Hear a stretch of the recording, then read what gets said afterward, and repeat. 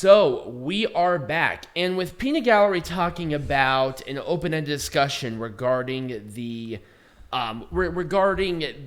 King of the Mountain match, I want to talk about the pay-per-view that was the signature of, and I'm talking about Slammiversary. So the history of Slammiversary is very interesting because Slammiversary was always the anniversary of the first show of TNA when it was a weekly pay-per-view back in 2002. There were two pay-per-views before when it became Slammiversary that are not chronologically Slammiversaries, but they're around the same time and they have the same spirit, so they are technically Slammiversaries. TNA's first anniversary show is technically, if you want to go extremely technical, that was the first anniversary show on June 19th, 2002. This show would not be known until 2005 as Slammiversary. The show's main story, if you really want to go this throwback, the main event was, or the main feud, the storyline of the feud was Jeff Jarrett and Sting versus Sports Entertainment Extreme. Holy fuck. SEX, which was run by Vince Russo. Yeah! Now, the main event of this show was Jeff Jarrett and Sting versus AJ Styles and Six Pac. Now, Six Pac did come out later and admitted that he was high on heroin during this match. Nice. But this was the longest match on this card, clocking in at 11 minutes and 50 seconds. Nice. That was the longest match on that card. Now, the thing is that I'm showing this graphic because at this time, TNA were running their weekly pay-per-view. So they did not have specific graphics for each weekly pay-per-view. Right. This was just their anniversary show. The second anniversary show in 2004, which is technically not a Slammiversary, but it has the name in its moniker of Slammiversary.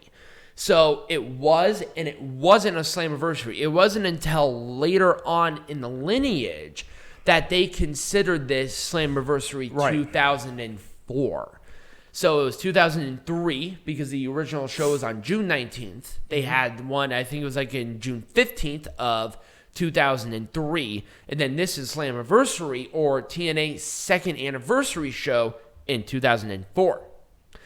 Even with the COVID-19 pandemic, there has never been a year that there has not been a Slammiversary. Nice. Ever. Slammiversary 2005, which is the first chronologically recognized Slammiversary show. So this is the logo. And now keep in mind of what the logo is pretty much now. They have not really gone actually outside of that curvature logo. So that it's really been that same thing. And yeah, it says the 3rd year anniversary showdown because that's really what it was called. Right. So this was the first King of the Mountain match that was on a Slammiversary. There was one King of the Mountain match before. That happened at a weekly pay-per-view. Yes. Well, this was still technically part of the weekly pay-per-view. Oh, that's right. Mm-hmm. Now, this was not only the second ever King of the Mountain, but this was the debut of Samoa Joe in a King of the Mountain match, where he became a regular occurrence in a King of the Mountain match. Right. The first King of the Mountain match happened on the 97th weekly pay-per-view on June 2nd, 2004, where Jeff Jarrett won the NWA World Heavyweight Champion from the defending champion Ron the Truth Killings, AJ Styles, Raven, and Chris Harris. Jesus. Oh, yeah. Now, speaking of Slammiversary, let's talk about, obviously, the King of the Mountain match. Because that is the signature match of this show. Or it was. Well, it was. It was a reverse 5-man ladder match, which was usually contested for either the NWA World Heavyweight Champion when they had the exclusive rights to use the championship, or the TNA World Heavyweight Champion when they changed it over in, I think, 2007. 2007. Jesus Christ, has it really been that long? Yeah. Oh, I still remember the episode. Anyway, I do. Fuck. Well, that's a scary and depressing realization Just during shut the up and show. So, between 2005 and 2009, the main event of Slammiversary was a King of the Mountain match. Over the course of the 17 events of Slammiversary, and that's including the anniversary shows and the 2021 shows, there have only been 7 King of the Mountain matches. The 2009 Slammiversary is the only event to this date to have 2 different King of the Mountain matches. Nice. They had one for the X Division and one for the TNA World Heavyweight Champion.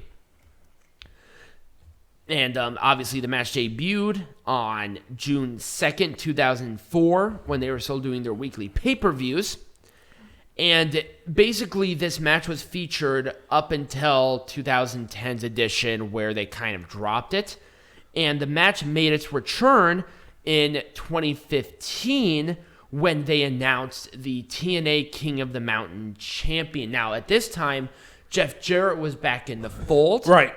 And he was obviously in the match where I don't even think the World Heavyweight Champion was on the line. I think that was the main event. And Jeff Jarrett won the King of the Mountain champion, where he retired with that championship. He won the line and the inaugural champion of that. Now, with this, we've had a lot of memorable moments with this. Some of the first matches with Samoa Joe and Kurt Angle happened at Slammiversary. Some of the biggest matches of that happened at Slammiversary. And we've had lethal lockdowns at Slammiversary. We've had a ton of different matches at this event. Yeah. But the thing is that you do have to give some sort of credence to Jeff Jarrett, because he was one of the main draws, especially around Slammiversary at that time. And then King of the Mountain is just so iconic. I mean, you think King of the Mountain, the first thing you think of is Slammiversary. You think of TNA, you think of Slammiversary, and it's like, I mean, Jeff Jarrett really only appeared in a handful of those King of the Mountain matches, despite it being named after him. And really, I think, well, number one, we've been watching TNA forever. Like, we have watched. Yeah, no, TNA. I remember actually. We used to watch it when we were living with our parents. Still, I remember that episode where they switched over to the new titles because we were at Mom's house at the time. Remember that? Yep, I do remember that. It was always when we were at Mom's house, because that would happen on Thursday. Yep, and it was in the loft, and we were watching TV up there. Yep, I remember that. Yep. So the thing is that especially with like TNA, we've been watching it forever.